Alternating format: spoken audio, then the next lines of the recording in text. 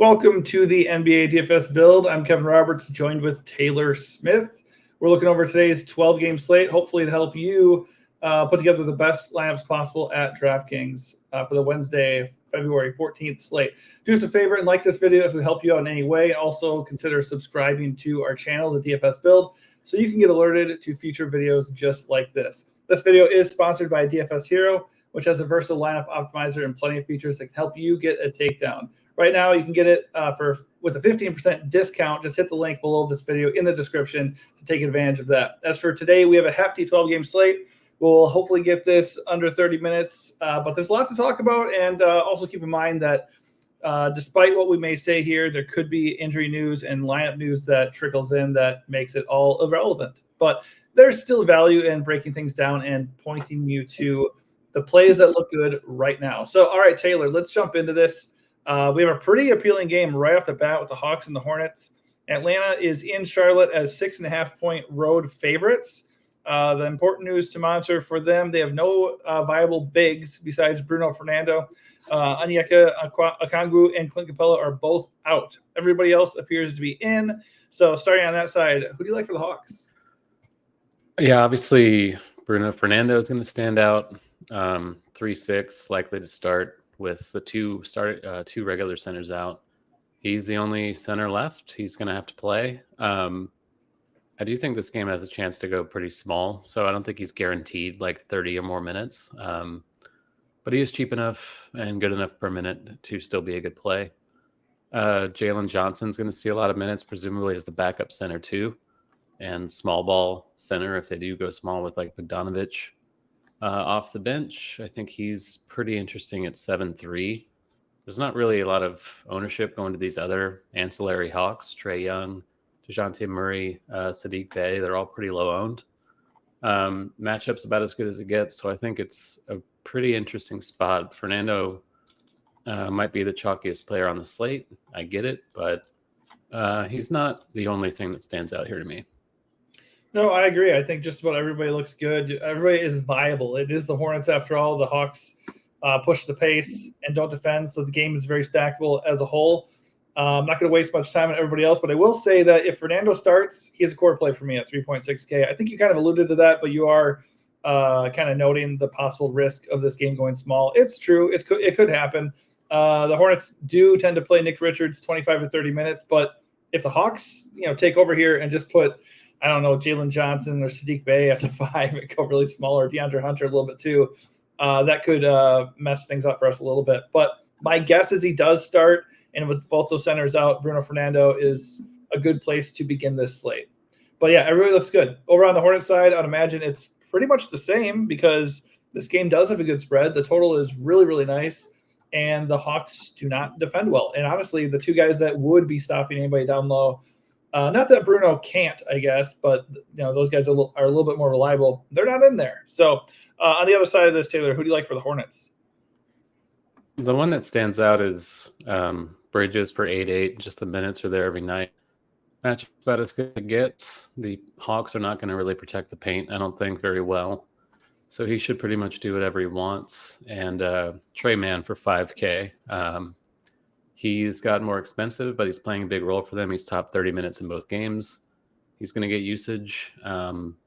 It's a little fragile considering he's Trey Mann, and we haven't exactly seen him thrive for an extended stretch before, but he also hasn't gotten this kind of chance before. So you can argue he's too cheap for the role he's playing. Otherwise, that's about it. I don't think Grant Williams is really worth a dart throw on this slate as a backup, though he has played well since coming to Charlotte. Yeah, did I read somewhere correctly that Grant Williams in the 2 games with the Hornets has led Charlotte in usage? Because that's disgusting. He does have a 24% usage rate, 23%. Yeah, he has played well, and the matchup is great. So honestly, same deal here. You can play any Hornets starter. You can play the first 2 guys off the bench. They're all fine. But the standout plays for me – the only real standout play for me is going to be Trey Mann. I'm with you at the 5K price. I will note Cody Martin at 4.8K for a guy who's going to start and push for 30 minutes. He's fine.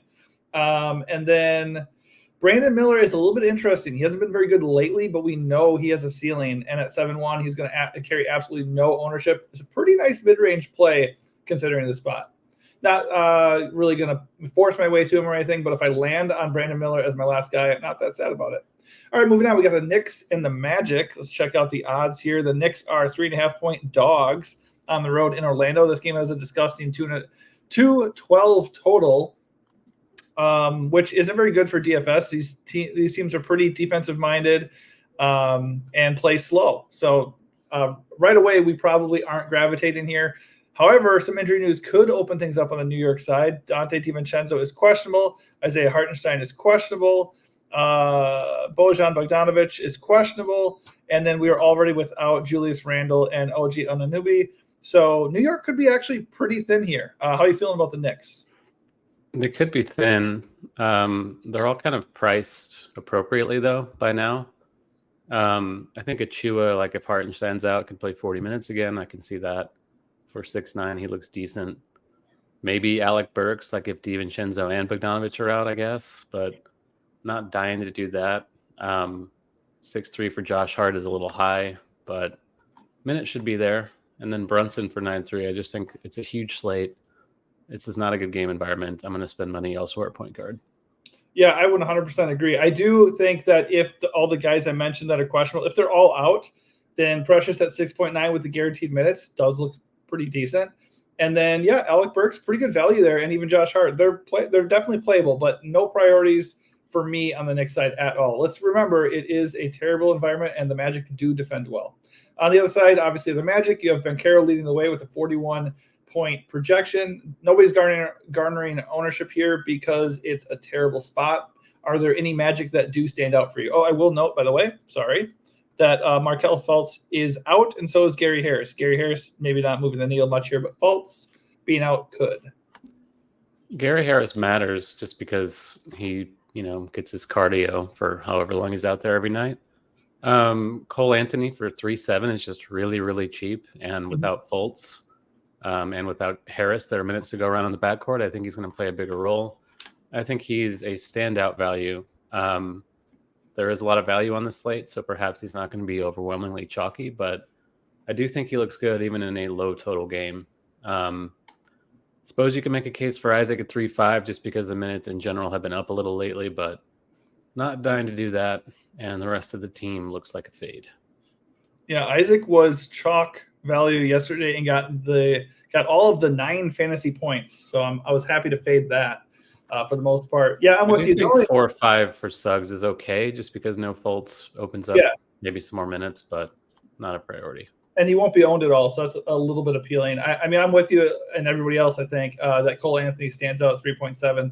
Nobody else is a priority for me because the matchup just isn't great. Moving over to the next game, we have Miami and Philly. In Philly, the Sixers are hosting the Heat. Miami did play last night, so they're on the second leg of a back-to-back set. They are 3-point underdogs with a 225.5 total. Let's see who's out. We already know that Jimmy Butler, Terry Rozier, and Josh Richardson are all out, and I believe that is the only update for the Miami side. But Miami could come in with tired legs, but they also won't be running into Joel Embiid, so that's kind of nice. So starting on the Heat side, who do you like? Yeah, you have Nikola Jovic again. He's only 3-1. He started last night. He broke the slate. I don't expect that again, but for 3-1, assuming he starts, it's going to be hard to get away from that. Kevin Love for 3.8. The back-to-back's a little scary since he's 90 years old, but he's cheap enough and still productive enough to get there. His minutes were up a little bit last night to 23. Duncan Robinson for 4.4 shot the lights out last night, just like Jovic, so it feels a little chasey, but he is still cheap. Should start again with all those other wings out, like you mentioned. I think Bam and Hero are interesting. They're going to be less popular than they were last night. Bam with his nifty triple-double. You can say he's still too cheap for his role without Butler. Jaquez, kind of a low on dart throw value off the bench. He was pretty popular last night. Didn't really get there, but I don't mind that as a one-off random value that's not going to be owned at all. Yeah, I will note that without Embiid, the Sixers rank 29th in defense. So they are a really, really good matchup when Embiid is not there. Yeah, everybody looks good here again. It's a way bigger slate, so it's not like really anybody we talk about. It's hard to say anybody is a direct priority because there's so many ways you can go. There's so many ways to build. So I would kind of make your own player pool based off of what we're talking about here, and then kind of compare that to what the lineup optimizers pushing out, and then make your calls there. But yeah, everybody looks good for Miami here. Bam was smashed last night. I actually like Hero the most between the two of them, just because I think recency bias is going to take people off of him a little bit, and he's way cheaper. He was kind of quiet last night while Duncan and Jovic and Bam all went nuts, so this could be his night a little bit. Jovic is scary to go back to, but 3.1K, like you said, I would not be racing back for Love, but I do like Duncan as well. On the Phillies side, they are obviously not at full strength with Joel Embiid and Tobias Harris out, as well as Batum and DeAnthony Melton. So, yeah, they also could be offering some value and a lot of usage across the board here. So who do you like for Philly? Yeah, Buddy is getting more expensive and he's been shooting the lights out too, but, no hits, the should be the again. Matchup is fine against a shorthanded Heat team. He looks decent. Guard forward eligibility is useful on him. Campaign, I guess, not a bad, kind of another low-owned cheapie that shouldn't garner a ton of attention. Maxi for 9K flat. I don't think he's too expensive. He's going to eat the lion's share of the usage. But again, there are a million ways to go on this slate as far as spending goes. And, guys like Jokic, AD perhaps are going to be priorities. I think Tyrese Maxey is kind of harder to justify. And I do prefer Tyrese Halliburton, kind of in the same price range. So Maxey likely won't quite make the cut for me, though I do see the merit. Yeah, on any other slate, I think Philly stands out a lot, but on a 12-game slate, it's not really going to be the case. I mean, if your last guy in is Oubre or Buddy Hield, or if you make a pivot to Maxey, I think it's fine. But Miami, even without their main defensive enforcers, still is not a good matchup. They're still going to be a slower team. They're still a good defensive team, still a well-coached team. So I don't think it's a smash spot by any means. They do project decently, and they have solid boom ratings. But I'm really not getting into Philly guys tonight. Moving on, we got the Nets in Boston. The Nets are, I think, massive dogs. So you got 13-point underdogs on the road, as expected. Boston tends to win and blow teams out at the TD Garden on a regular basis. This game does have a decent 228.5 total, but it's looking like a possible blowout. On the Nets side, they do not have Ben Simmons. He's the only guy really that they are without here, but it just doesn't really look good for them, and nobody projects very well. How are you feeling about the Nets? Yeah, they're getting Cam Johnson back, so pretty crowded. Bad spot, like you said. This team is a full fade. Yeah, I think Dennis Schroeder off the bench at 4.9 is an okay value to look at, but other than that, I'm with you, not looking at the Nets at all. On the other side, you have Boston. Pretty good matchup for the Celtics. Porzingis was out last night. Still questionable for tonight. He's back. Oh, he is back? Okay, so Al Horford might end up being out. He's out. It's okay. He's already out. All right, so I'm totally Jaylen Brown's questionable. Okay. Well, now that I'm updated, how do you feel about the Celtics tonight? I can see getting to Tatum again. He's fairly cheap for who he is. Matchup is the same one he smashed just last night. Not that that means anything, but there's obviously a path to him smashing, especially if Jaylen Brown is out. I guess Drew Holiday and Derek White would look better if Brown is out, but this isn't the most alluring game overall, even though they do have a pretty high total. No, I was hoping Porzingis would be out so we could go have some 3.6K Luke Cornett. That was going to be like my only real interest in this game. I think everybody's just fine. And obviously Tatum remains too cheap at 9.6K, but I think that would be the other side of recency bias that I don't want to get tied down to. I don't envision him dropping 78 in back-to-back slates. And last night's game was a blowout, and then they fought back, and then Tatum ended up seeing minutes in the fourth quarter when he shouldn't have. So I would imagine this one ends up being and staying a blowout, and I'm going to stay away from Boston guys. On to the Bulls and the Cavs. This game's in Cleveland. The Bulls are 9.5-point dogs with a 222 total. Let's see, looking on the Chicago side, Patrick Williams remains out. We know Levine and Lonzo Ball are out forever. And Alex Caruso missed last game and is questionable for this one. Torrey Craig is probable. and Dalen Terry, he's playing like 20 minutes, so he's also, what is he? He's probable. Okay, so we probably have Torrey Craig and Terry, but Caruso might be out, and that could be huge. So how do you feel about the Bulls, and who are you prioritizing if he is indeed out? No one, because they have a low total and they're playing the Cavs on the road. I can see why you would want to play Dosunmu or Craig or whatever, but I don't see the need. There's enough value elsewhere. They feel a little bit chasey after they went off in the last game. You can always make the case, I guess, for Vooch and DeRozan and White, just because they're always under 8K, but this looks like another team to largely cross off.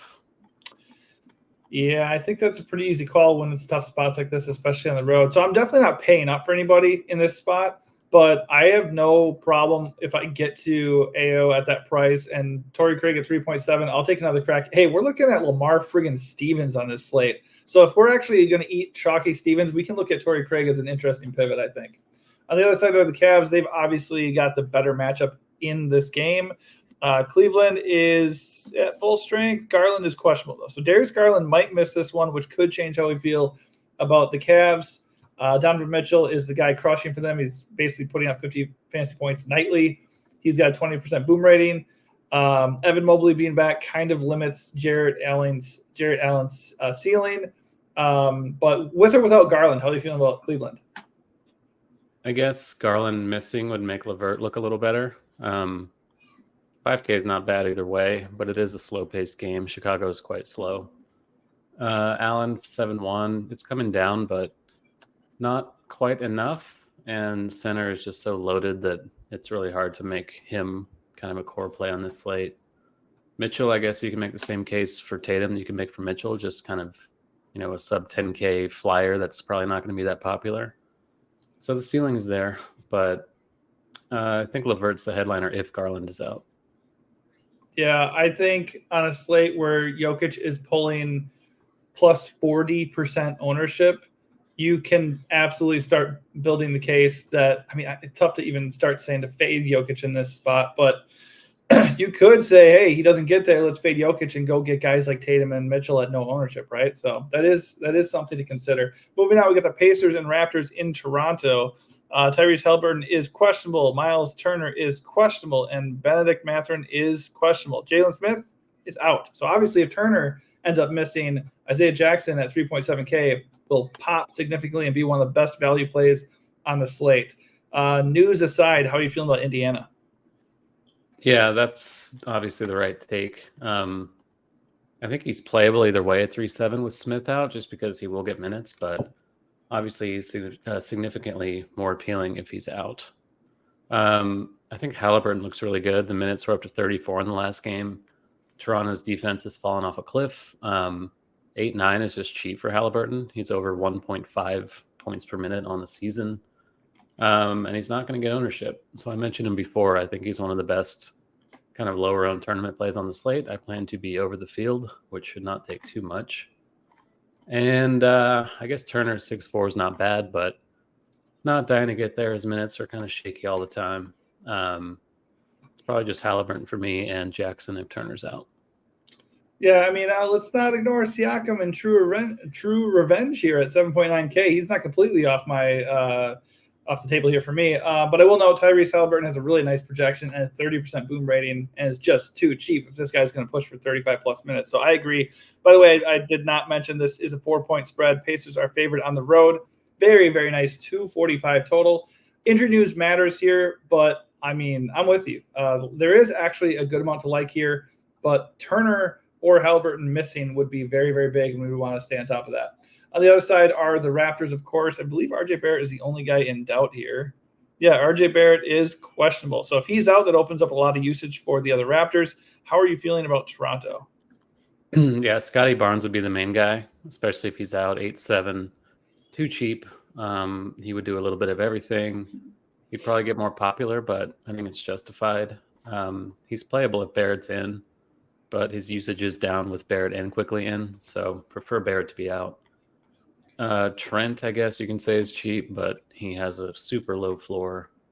Not dying to get there on a slate with enough value. Yeah, it's probably just Barrett.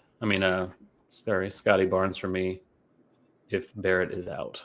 Yeah, I mean, I think quickly at 7K is okay, and Jakob Pertl at 6. Well, I guess Kelly Olynyk's kind of eating into his minutes, so never mind. Gary Trent in theory at 4.2K, but Indiana is second against 3-point makes allowed in the league, so I'm not really sure how I feel about that, especially with so much other value on the slate. Yeah, Barnes is fine. It's a good spot, good projection, 23% boom rating. Probably guys I like a little bit more. He really was not good in his last game. But yeah, he's totally okay. All right, I'm moving on. We got Rockets and Grizzlies in Memphis. Let me find this game so I can look at the injuries. For Houston, Fred VanVleet remains out. Tari Eason and Cam Whitmore remain out. And it looks like everybody else is in. This game has a 2.5-point spread with Houston favored on the road and a 218.5 total. So pretty ugly game, it looks like. But as has been the case with Fred VanVleet out and some of these role players out, Houston does have some guys who get pretty good usage at pretty nice prices. So are you prioritizing any Rockets on this slate? Yeah, I think Jabari Smith kind of looks like one. He's still under 6K. Minutes are pretty secure for him. I think his role is too good to ignore. Amen Thompson for 6.5 starting. Not a huge score, but he will do other stuff while he's out there. Minutes have been secure for him. I think he looks good. I don't think he'll be unowned, but we'll see where that price tag, what that does to his ownership. Aaron Holiday, I guess you can punt with, not loving it. Şengün's been kind of hit or miss overall. Ditto for Jalen Green, who is always hit or miss. I think they're fine. Green for 7.6 is getting up there, though. I think it's really just Thompson and Smith for me. I 100% agree with you. Really like Amen Thompson. The role is very, very nice. And even if he's not scoring, the guy just does a lot of stuff out there. I mean, he's been a great fantasy points per minute producer, 1.07 on the year. But obviously his role has ticked up so lately, it's been even better. So, yeah, he's my main play here. And Jabari is a pretty close second option. You can always play Şengün and Jalen Green with the role right now in a tournament, totally fine. Just not going to stand out and force their way into my lineups. On the other side is Memphis, obviously not a really fun team to target right now, and obviously not the best DFS environment. I will note that Scottie Pippen is out. Zaire Williams is questionable, and Derrick Rose is questionable. I think the Pippen news actually is something because he started last game. But me personally, I mean, besides maybe a sprinkling of JJJ in tournaments, I'm not seeing much here for Memphis. How about you? Yeah, it's just him and Vince Williams, just because the minutes are there for both. Jackson gets tons of usage with all these other Grizzlies out. And Houston too, obviously. No, he's not really playable. I don't think. He might get 10 minutes. He might get 0 minutes. No, I know. Well, he's popping in systems. So I was going to say, I said earlier, he was coming up as chalk. Right now he's at 19%. I think last time I checked, it was like 32. I was like, no, I'll be fading Lamar Stevens. You should fade it. If he's 19%, you should fade him too. If he's 1% owned, you should also fade him. I don't think he's playable at all, especially at ownership. I agree. Good. All right, moving on. We got the Wizards and the Pels. Let's see. Pull that game up. Washington, Kyle Kuzma, the only reliable Wizards player usually. He's questionable, so he could be out, and that could make a difference. Washington is a massive 13-point underdog on the road against the Pels. This game has a 234 total. How do you feel about Washington? I think Bagley looks good again. 5 threes. Yeah, I mean, just because the role's there, should be there. Of course, the issue is center. Bruno Fernando and Jokic are going to be very popular. Anthony Davis is going to pull some ownership. So it's kind of hard to make a guy like Bagley a priority, but you don't have to go all in to get over the field on him. I don't think that's a bad try. I guess Jordan Poole and Avdia, maybe you get more usage if Kuzma's out, but don't really want to do that. I do think Koulibaly is probably the guy that would benefit from a minute standpoint. He's 4.2. He could start. If Kuz is out, I think that makes him a pretty good value. He's been decent per minute. But otherwise, like you said, big underdog on the road, not loving it.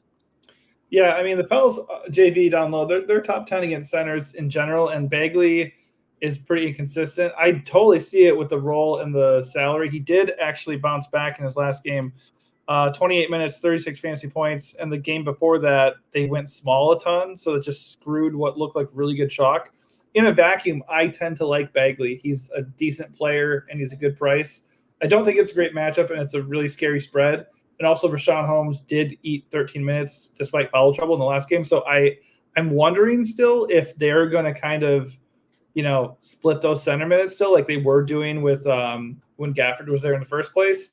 But yeah, he's a fine play, but on a 12-game slate where we're looking at Jokic up top and Bruno down low, I don't think I'm going to get to him.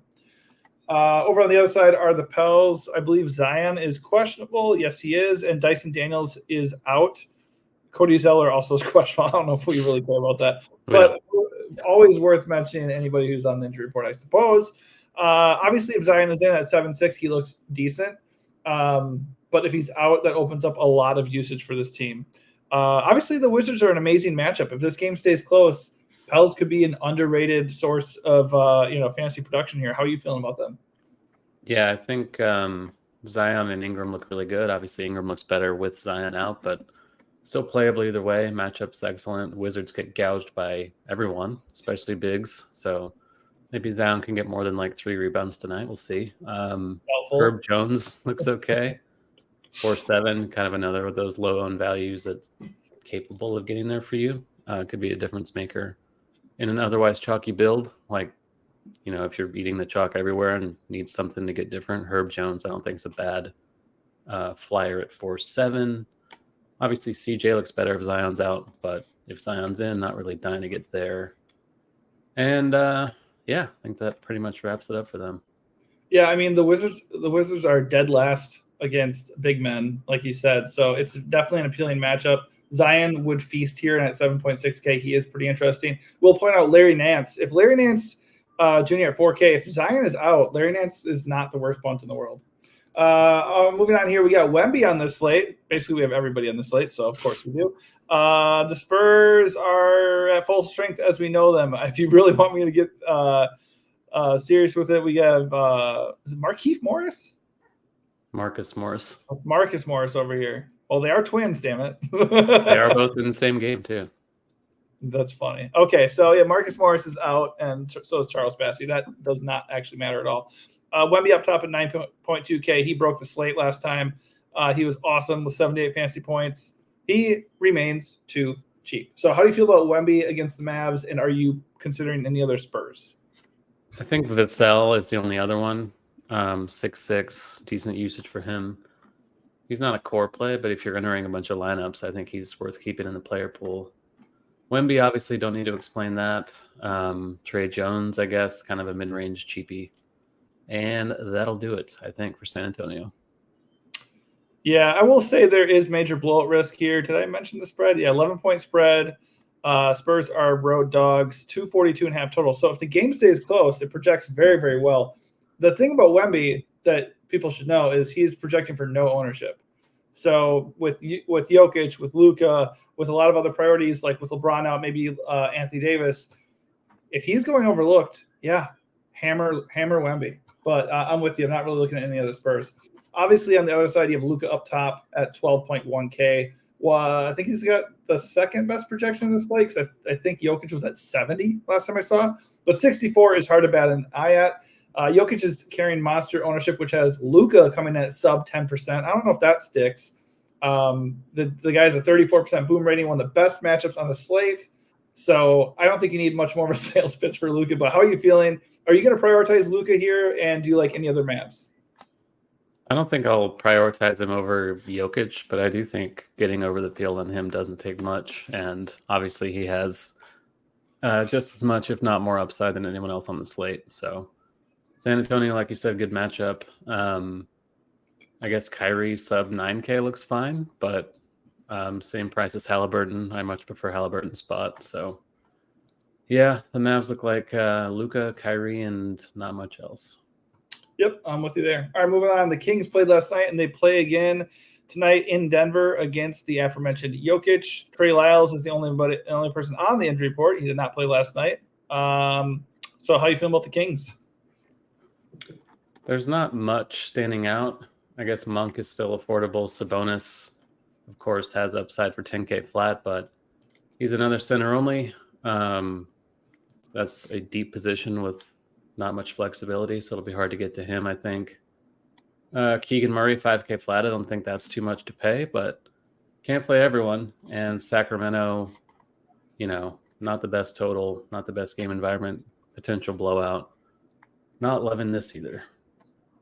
Yeah, I don't see anybody that stands out at all. De'Aaron Fox is too cheap. If there's anybody on the Kings I would gravitate towards, it would probably be him. Malik Monk is on a heater, but that is probably going to end at some point because he's very, very scoring dependent. So I'm not really dying to get to him at 5.6, but those guys are totally fine if you do end up using them. Over to the Denver side, obviously Jokic looks awesome with Jamal Murray doubtful, and KCP also joins him in the unlikely to play territory. So there's going to be a decent amount of usage to go around, and most of that is going to flock towards Jokic. Are you going to eat the 40+% Jokic chalk, and are you looking at any other Denver plays tonight? I am eating that. It's too good of a spot. He's at 1.93 points per minute without Murray, which is just absurd. Very easy play, even at ownership. It's Jokic. I don't really need to go much further into it. I think Jackson at 5.7 is okay. I think there will be sticker shock there with Murray not expected to play. Minute should be there, gets usage. He has a ceiling I think he can give you with limited ownership. Murray and Gordon, not loving that either. Peyton Watson could see more minutes with KCP, doubtful, but it's pretty thin on this slate. No need to take chances like that, I don't think. Yeah, Jokic, he of the 47% boom rating on DFS Hero. I don't think I've ever seen one that high. So, I'm building around Jokic. Chalk be damned. I don't really care about that much. I'm not really gravitating towards any other Nuggets regularly. Reggie Jackson at 5.7 is fine, but there's too much good value to make to have me make him a priority. Moving on, we got the Pistons facing the Suns. Both these teams could be a bit tired because they played last night, although Detroit didn't really play much of the fourth quarter. Isaiah Stewart remains out, and Quentin Grimes did not play on Tuesday. I don't know if he's going to be ready to play off the bench yet. But obviously it's not a good spot. The Pistons are 13-point underdogs. The game does have a 238.5 total, so it's not too bad. It's actually really good if it could stay close. So how do you feel about the Pistons? I'm imagining they're a full fade. Maybe. Like Duren and Cunningham are okay. They grade out decently in a vacuum, but again, it's hard to get to Duren and any other kind of secondary center on this slate. Fontecchio projects for some ownership at 4.6. The minutes have been there for him since he arrived, but the better value he had on the slate. So, yeah, it's pretty shaky. I saw Fournier was in the rotation, so Pistons are down pretty bad. Oh, dear. Yeah, I think, this game's probably headed towards a blow. I think like Azar Thompson off the bench is okay. But yeah, I'm not looking to pay up for Pistons again. They did me wrong yesterday, kept me from cashing across the board and a lot of lineups. I think they're all priced nicely enough that if you get to them, it's fine just because they do have ceilings, but they're not priorities for me at all. On the other side are the Suns, of course. They are a little bit interesting because Bradley Beal's already been ruled out. He burned a lot of bridges with DFS players last night after getting injured almost immediately with his hamstring. But hey, if he's out, KD and Devin Booker are going to get a lot of extra usage in this game, and it trickles down to Grayson Allen and Eric Gordon too. So, what is your interest in the Suns? I have some interest in Booker and KD, but there are other spins on this slate. I think the guy I'm going to have the most exposure to is Royce O'Neal, so that's exciting. Started the second half over Beal last night. He's 3.8, played 32 minutes. Good matchup for them tonight. I will be getting a lot of Royce O'Neal, and it feels terrible, but it's warranted, I think. Yeah, on a 12-game slate, when you're looking at guys like Royce O'Neal and Lamar Stevens, if they're going to push for 20% ownership, I just will look elsewhere. So I get it. I understand at 3.8K, and he's going to be starting, so he's probably going to get like 35 minutes or something. But I'll just probably do something different instead of watching him get like 12 fantasy points. I really like KD and Booker here. Both project really well. The Pistons are a good matchup. They both have 20+ boom ratings. They aren't cheap, though, so it's going to be tough to it's not going to be tough to cram them in because there's so much value, but it's just going to be a little bit tough to prioritize them in a possible blowout here when you got guys like Jokic and Luka staring you down. But I do like them. Last game tonight, we have Lakers and Jazz. This one does look pretty appealing. LeBron James is already out, though, so obviously if Anthony Davis is in, he looks like a smash play. He comes in with a 37% boom rating and 56-point fantasy projection, and not even that much ownership relative to the slate. So how are you feeling about the Lakers? Are you looking to play Brow, and do you like anybody else? Yeah, he's an awesome play. I think paying up for him and Jokic in one lineup, they'll both be popular individually. I don't think people are going to play them together, though. So I do think that's pretty intriguing. Russell for 7-2, Reeves at 6-9, both obvious standouts with more usage, more ball handling for them. I think an interesting value is Dinwiddie for 5-3. They threw him right into the fire last night. Matchup's pretty good. He played 31 minutes last night.